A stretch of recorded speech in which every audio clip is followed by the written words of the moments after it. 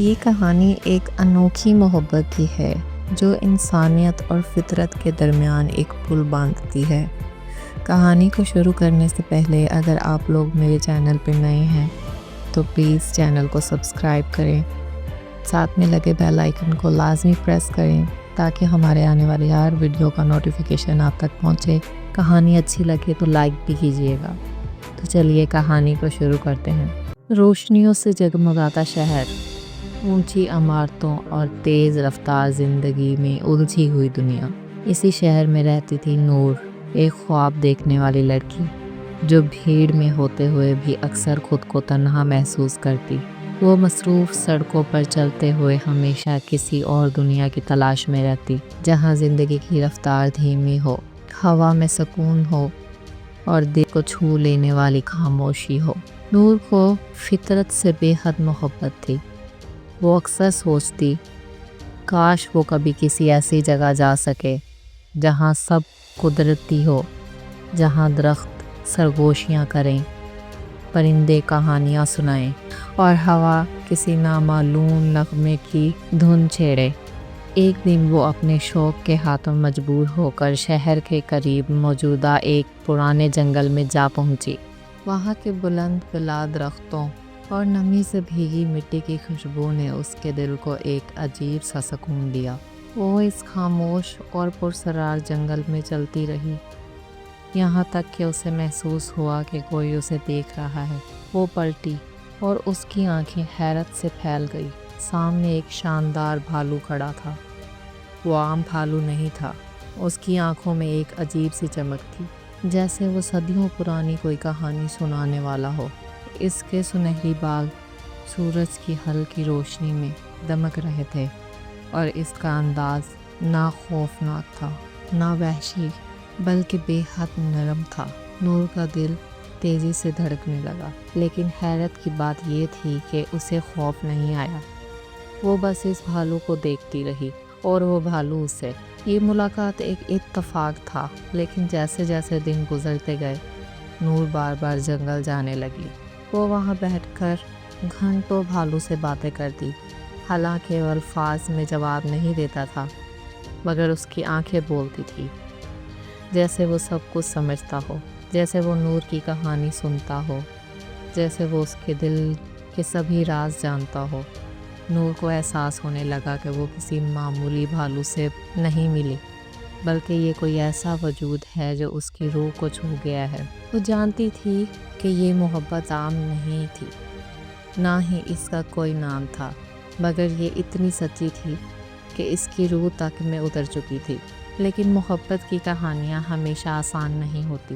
ایک دن جب نور حسب معمول جنگل میں آئی تو اسے وہ بھالو کہیں نظر نہیں آیا۔ اس نے پورے جنگل میں اسے ڈھونڈا، پکارا، لیکن وہ نہیں آیا۔ دن گزرتے گئے اور نور کی آنکھوں میں ایک اداسی بسی رہنے لگی۔ پھر ایک رات جب بارش کے بعد شہر کی سڑکیں چمک رہی تھیں اور لوگ اپنی دنیا میں مگن تھے، نور نے ایک مانوس سایہ دیکھا۔ وہ وہی سنہری بھالو تھا، خاموشی سے ہجوم میں چل رہا تھا۔ کچھ لوگ حیرت سے اسے دیکھ رہے تھے، کچھ نے دھیان نہیں دیا، لیکن نور جانتی تھی کہ وہ یہاں کیوں آیا تھا۔ شاید وہ بھی اس جدائی کو سہ نہیں پایا تھا۔ نور کی آنکھوں میں آنسو آ گئے۔ وہ دھیرے دھیرے اس کی طرف بڑھی۔ بھالو نے نظریں اٹھائیں اور ان کی آنکھیں ملیں۔ وہ وہی آنکھیں تھیں جو جنگل میں ایک دوسرے کو دیکھتی تھی، جو لفظوں کی محتاج نہیں تھی۔ بھالو نے نور کو پہلی ہی نظر میں پسند کر لیا تھا۔ وہ روز اسے دیکھنے آتا اور نور بھی ہر دن جنگل کا رخ کرنے لگی۔ وہ دونوں خاموشی سے ایک دوسرے کی صحبت میں وقت گزارتے اور یوں نور کو بھی اس بھالو سے انسانیت ہو گئی۔ مگر پھر ایک دن نور جنگل نہیں آئی۔ بھالو نے بے چینی محسوس کی، اس کی آنکھوں میں اداسی اتر آئی۔ آخر کار وہ فیصلہ کر چکا تھا، وہ اپنی پسندیدہ لڑکی کو لینے شہر جائے گا۔ شہر میں داخل ہوتے ہی لوگ حیران رہ گئے۔ ایک بھالو، وہ بھی اتنا شاندار، سڑکوں پر چل رہا تھا۔ کچھ لوگ ڈر گئے، کچھ نے حیرت سے دیکھا، مگر بھالو کو کسی کی پرواہ نہ تھی۔ وہ بس نور کو تلاش کر رہا تھا۔ جب نور نے اسے اپنی کھڑکی سے دیکھا تو وہ دنگ رہ گئی۔ مگر اس کے دل میں ایک لمحے کے لیے بھی خوف محسوس نہیں کیا۔ جیسے ہی بھالو نے اس کی طرف اپنا ہاتھ بڑھایا، نور نے کسی ہچکچاہٹ کے بغیر اس کا ہاتھ تھام لیا اور یوں بھالو نور کو اپنے ساتھ جنگل لے گیا۔ نور کو شروع میں جنگل میں رہنے میں مشکل ہوئی، مگر بھالو نے اس کا بہت خیال رکھا۔ وہ اسے اپنے انداز میں خوش رکھنے کی کوشش کرتا، کبھی اسے تازہ شہد لا کر دیتا، کبھی نرم گھاس پر بیٹھ کر اسے کہانیاں سناتا۔ آہستہ آہستہ نور نے بھی جنگل کو اپنا لیا۔ وہ اپنے ہاتھوں سے کھانے بناتی، درختوں کے پتوں سے جھونپڑی سجاتی اور بھالو کے ساتھ ہنستی کھیلتی۔